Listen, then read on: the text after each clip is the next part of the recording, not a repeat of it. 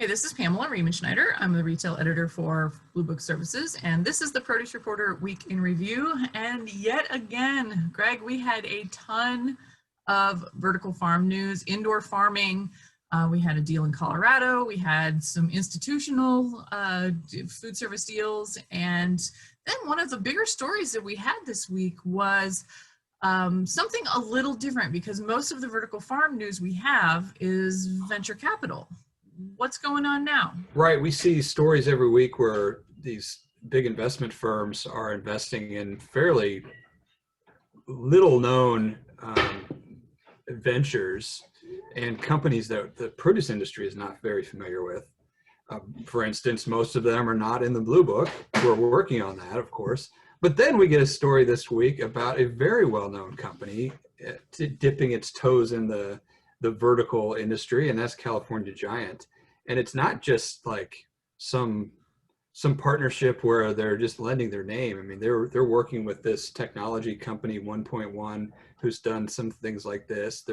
They say they're going to do their own strawberry cultivar to be used inside a vertical growing facility. So this is, to me, this kind of seems like the next step in the produce industry kind of seeing that this future definitely has some legs. And we hear from people who say vertical and indoor farms is the future of farming. I don't quite believe that, but I believe it is a future of farming. And the more we see companies invest in this, the more that is going to be true. I like to see that companies are looking beyond lettuce. I mean, obviously the lettuce market is huge in the United States. The transportation issues are really problematic when we're talking about something as perishable as lettuce, trying to get it from, the West Coast all the way to the East Coast. But to see a bigger berry company get in, I believe Driscoll's is already working with some vertical farming operations, trying to, do feasibility as well. But to see another one of this caliber, dip its toes into working with one of these technology companies kind of shows me that we're looking beyond tomatoes, cucumbers, peppers, lettuce, and herbs.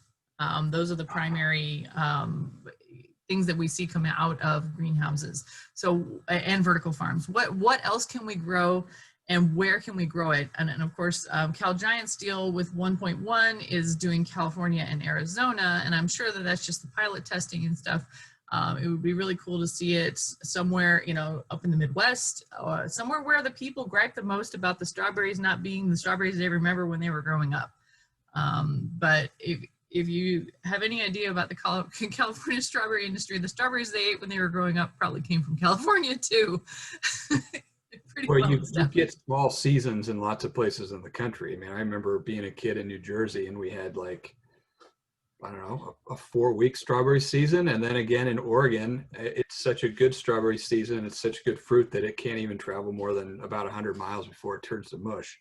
So people do grow up with that, but you only get like a 1-month window. Right. But the cool thing is what's going on with strawberries is I went to Central Market the other day, and they had probably 6 or 8 different SKUs of strawberries, including Harry's Berries. And Harry's Berries is one of those ones in Los Angeles that everybody knows of. And they're trying to find ways to get those berries out of the West Coast and into other places because of the exceptional eating experience. So it's not just, can it ship? Now it is, can it ship with amazing flavor? We're lucky enough that in this industry, we get to go to trade shows and glom on amazing berries. I know when I go to the Florida shows in the spring, Well Picked has an amazing berry, and I spend a lot of time at their booth eating the leftovers and taking them with me to eat. Mastronardi Produce has some of their berry deals. So berry companies have these amazing flavors. Now we're trying to solve the issue of not just getting it from point A to point B, but getting exceptional flavor from point A to point B. And that, I think, is a win for everybody. Yeah, that is definitely, if that's where the future is going, a better eating experience, then that is a good way to raise consumption. For sure. And another one of the vertical farming deals did different tack. What's going on with Vertical Roots?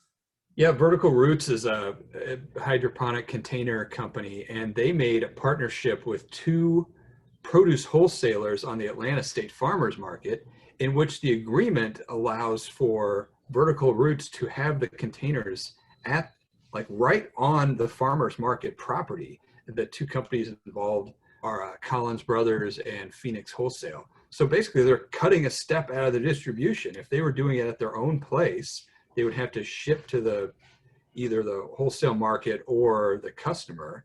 And now they're being built right on site at the wholesalers. So it's just another example of these companies involved in technology who we're not that familiar with. They're partnering with companies that we are very familiar with and getting much more into the traditional flow of the fresh produce industry. And that's similar to some of the deals that we've seen where they're working with college campuses and trying to, produce the lettuce that's going into the dining halls. Or even Gordon Food Service, I believe, has a deal with one of the vertical farmers to grow on site as well and just take it directly into what they're sending out. So a lot of really cool stuff. Right. That still seems a little bit boutique for me and farmers market-ish. And this agreement seems much more like real business. Mm-hmm. Yeah, for sure. Another way to raise consumption is to keep it from going bad before you eat it. And I got a chance to go by Nabaco in San Marcos, Texas. And the funny thing is that this would never have happened without an in-person trade show. I ran into my friend Kevin Fry, who used to be with AgroFresh, which is also in the shelf life extension technology biz. And he is with a new company called Nabaco, and they're doing an edible coating for fruits and vegetables. And they showed me how it works. They showed me all their testing. They're actually testing it on strawberries too. And it was fascinating to see in action, also fascinating to see a different type of edible coating. It's not quite what we see already out on the market. It's a coating that you can do at any point in the supply chain. So you can do a pre-harvest with like backpack sprayers. You can do it post-harvest with a line where you run it through the line and it sprays down like an avocado packing facility. And even they're looking at it from this point of view, that they're working with some retail tests in Russia at a very remote grocery operations by spraying the produce at the retail operation to keep it fresher longer so that you can even have fresh produce that far out in the middle of nowhere. So it was really fascinating to get to see, but never would have happened without an in-person trade show. And don't they have like a pricing angle on some of their competitors? They do have a pricing angle on the competitors. Part of it is the materials that they're using is a polymer-based material that they mix up with water, and the way that they spray it on and the application method doesn't require any specialized equipment.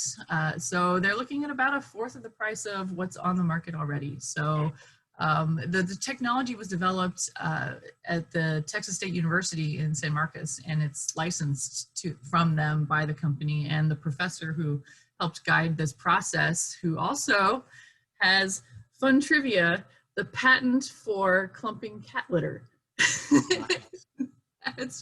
He spent his life tinkering with finding solutions to problems, and his first solution for this new technology, he was trying to come up with a better plastic that would help enhance shelf life, and then it turned out that they didn't need to make plastic. The polymers alone could do it as a natural wrap onto the product. So that it's kind of funny how they came up with natural wrap. It's a natural wrap. I just caught that. Pretty clever. But you can check out the video tour and see some of the stuff they're working on: soft melons, berries, avocados, and their first customer actually is plantain growers in Ghana. So this has a lot of really cool, far-reaching prospects, and they're in the capital raising portion of the business, and we'll see where it goes from there. All right, well, that's it for the Produce Reporter Week in Review. Look forward to some grilling, some interesting grilling. I've got courtesy of a care package swag bag from Cosmic Crisp Apples.